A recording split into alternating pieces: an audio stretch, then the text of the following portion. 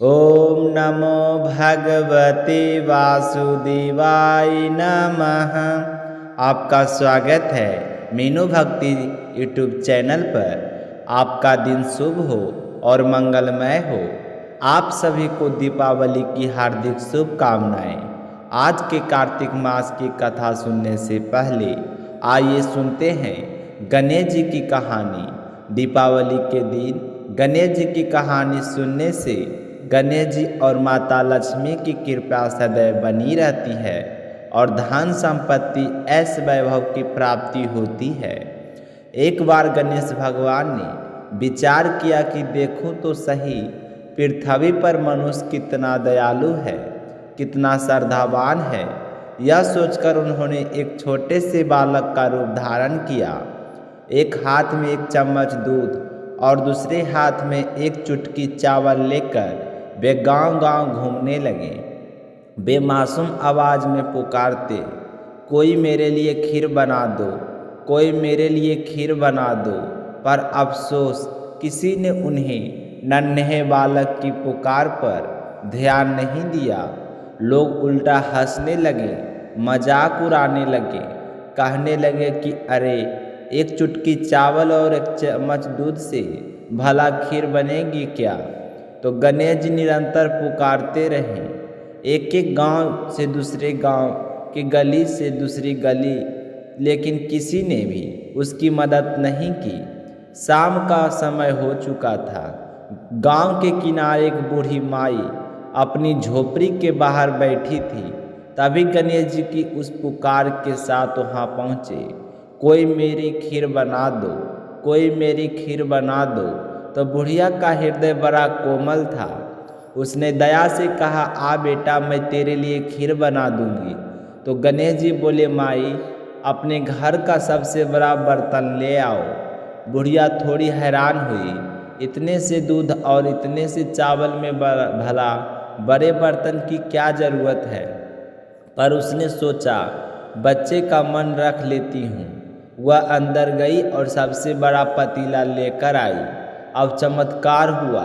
गणेश जी ने उस एक चम्मच दूध को पतीले में उड़ेला और डाला तो देखते ही देखते पूरा पतीला दूध से भर गया। तो बुढ़िया की आंखें फटी की फटी रह गई। तो गणेश जी ने कहा, माई और बर्तन लाओ। तो बुढ़िया एक एक करके घर के सारे बर्तन लाती गई और गणेश जी के हर बर्तन को दूध से भरते चले गए। तो पूरा घर दूध से लबालब भर गया। फिर गणेश जी बोली, माई मैं स्नान करने जा रहा हूँ, तब तक तुम खीर बना लो, मैं लौटकर आऊँगा तो खाऊँगा। तो बुढ़िया ने कहा, बेटा इतनी सारी खीर का क्या करूँगी। तो गणेश जी मुस्कुराए कि माई सारे गांव को बुला लो, सब मिलकर खीर खाएंगे। तो बुढ़िया ने बड़े प्रेम से खीर बनानी शुरू की। खीर की मीठी मीठी सुगंध पूरे गांव में फैल गई। अब बुढ़िया हर घर जाकर बोली, आओ रो मेरे घर खीर तैयार है, सब मिलकर प्रसाद खाओ। तो लोग उस पर हंसने लगे, अरे जिसके घर में खाने को दाना नहीं है वो सारे गांव को खीर खिलाएगी क्या। पर खीर की खुशबू इतनी मनमोहक थी कि लोग जिज्ञासावश उसके घर पहुंचने लगे। थोड़ी ही देर में पूरा गांव एक जगह एकत्रित हो गया। तो बुढ़िया की बहू भी यह समाचार सुनकर वहां पहुंची। जब उसने दूध और खीर से भरे पतीले देखे तो उसकी आंखें चमक उठी। भूख के मारे हुआ एक कटोरी में खीर लेकर दरवाजे के पीछे बैठ गई। उसे सामने गणेश जी की छोटी सी मूर्ति दिखाई दी। वह बोली, ले गणेश तू भी खा, मैं भी खाऊं। बस यही वाक्य गणेश जी को बहुत प्रिय लगा। वे भोग से तृप्त हुए और प्रसन्न होकर प्रकट हो गए। थोड़ी देर बाद बुढ़िया वापस आई। उसने देखा वही बालक लौट आया है। वह बोली, बेटा खीर तैयार है, आकर खा लो। तो गणेश जी मुस्कुराते हुए कहा, माई भोग तो लग चुका है, मेरा पेट भर गया है, अब तू और सारे गांव वाले खाओ। तो गांव के सभी लोग खीर खाने लगे। सबका पेट भर गया, पर खीर अभी भी बची रही। तो बुढ़िया ने पूछा, अब इस खीर बची का क्या करूं। तो गणेश जी बोले कि रात में अपने घर के चारों कोने में रख देना। तो बुढ़िया ने वैसा ही किया। सुबह जब उसने देखा तो आश्चर्यचकित रह गई। जहाँ खीर रखी थी वहाँ अब मोती ज्वारत और हीरे रत्न रखे हुए थे। तो उसकी झोपड़ी सोने की चमक से जगमगाने लगी। दरिद्रता दूर हुई और सुख समृद्धि उसके जीवन में उतर आई। कृतज्ञ होकर बुढ़िया ने गणेश जी का भव्य मंदिर बनवाया और पास में एक सुंदर तालाब खुदवाया और उस स्थान पर हर वर्ष भव्य मेला लगने लगा। लोग दूर दूर से आने लगे तो गणेश जी की पूजा करते और अपनी मनोकामनाएं मांगते। तो जो सच्चे मन से श्रद्धा से करता तो गणेश जी उसकी झोली भर देते। हे श्री गणेश भगवान, जिस प्रकार आपने उस बुढ़िया का जीवन समृद्धि और आनंद से भर दिया, वैसे ही इस कथा को सुनने और श्रद्धा से नाम लेने वाले को घर आंगन में सुख शांति और लक्ष्मी की वर्षा करना।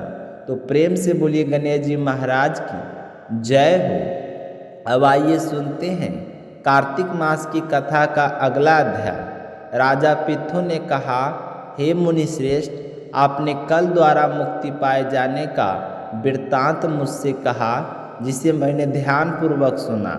हे नारद जी, ये काम उन दो नदियों का प्रभाव से हुआ था। कृपया यह मुझे बताने की कृपा कीजिए।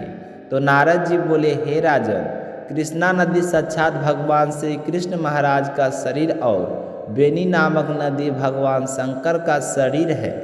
इन दोनों नदियों के संगम का महत्व श्री ब्रह्मा जी भी वर्णन करने में असमर्थ नहीं है। फिर भी कि आपने मुझसे पूछा कि इसलिए आपको इनकी उत्पत्ति का वृत्तांत सुनाता हूँ। ध्यानपूर्वक सुनो। चतुष्मानंतर के आरंभ में ब्रह्मा जी ने सह पर्वत के शिखर पर यज्ञ करने का निश्चय किया। वह भगवान विष्णु शंकर तथा समस्त देवताओं सहित यज्ञ की सामग्री लेकर उस पर्वत के शिखर पर पहुँच गए। तो महर्षि भृगु आदि ऋषियों ने ब्रह्म मुहूर्त में उन्हें दीक्षा देने का विचार किया। तत्पश्चात भगवान विष्णु ने ब्रह्मा जी की भारी तौड़ा को बुलवाया और बड़ी धीमी गति से आ रही थी। इसी बीच भृगु जी ने भगवान विष्णु से पूछा, हे प्रभु, आपने तौरा को शीघ्रता से बुलाया था, वह क्यों नहीं आई? तो ब्रह्म मुहूर्त निकल जाएगा। इस पर भगवान विष्णु बोले, आदित्योरा यथा समय यहाँ नहीं आती है, तो आप गायत्री को ही स्त्री मानकर दीक्षा विधान कर दीजिएगा। क्या गायत्री पुण्य कर्म में ब्रह्मा जी की स्त्री नहीं हो सकती? तो नारद जी ने कहा, हे राजन, भगवान विष्णु की इस बात का समर्थन भगवान शंकर जी ने भी किया।